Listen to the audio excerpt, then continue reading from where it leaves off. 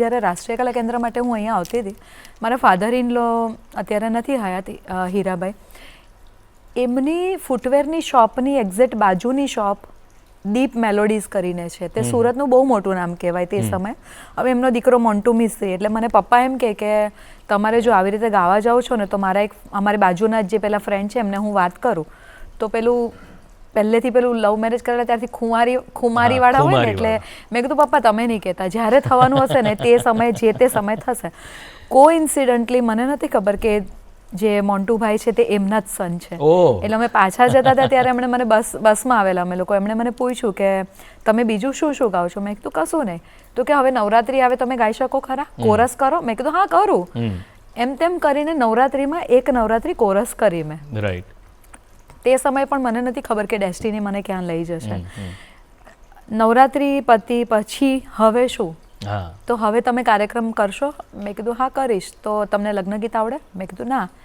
તો કે અહીંયા તો બહુ ચાલે છે. તો મેં કીધું લગ્ન ગીતોમાં કેવા ગીતો હોય? એટલે કે તમારે જો છેલાજી ગાવાનું, તમારે સાંભળ્યું. તો મને મનમાં વિચાર આવ્યો કે આ તો બધા લગ્ન ગીતો નથી, પણ જે તે સમયની રિક્વાયરમેન્ટ પ્રમાણે એવું હું પણ જોતી હતી કે એક સ્ટેજ પર 3-4 સિંગર્સ હોય કે ચાલ હવે તું ગા, ચાલ હવે તું ગા. પણ પછી એક કાર્યક્રમની શરૂઆત કરી, પછી ધીરે ધીરે લોકો જાણતા થાય, અને એટ ધ એજ ઓફ 38 ત્યારે 40ની થઈ હોય શું, તો મને એમ લાગે કે મને સંગીતનો શોખ છે, પણ આ એજ પર મારી પોતાની ગાયકી કોઈ એવી નથી કે જેમાં હું લતા મંગેશકરજીના ગીત ગાઈ શકું. પ્લસ બીજું કે ગુજરાતી લગ્ન ગીત છે એ મારી મધર ટંગ છે.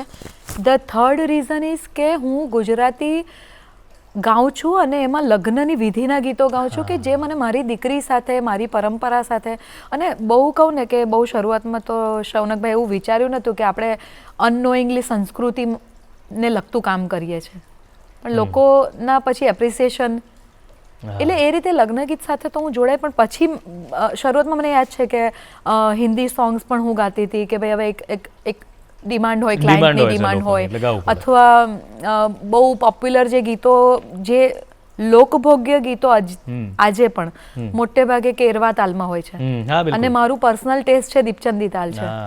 તો એ જે ફાઇટ છે અને એમાં તમારે તમારી જાતને જગ્યા કરવી અને લોકોને એ ગીતોને ગમતા કરવા, એ આખું બહુ મોટું ટાસ્ક, પણ ટાસ્ક તરીકે નથી લીધું, એ કુદરતી થતું ગયું.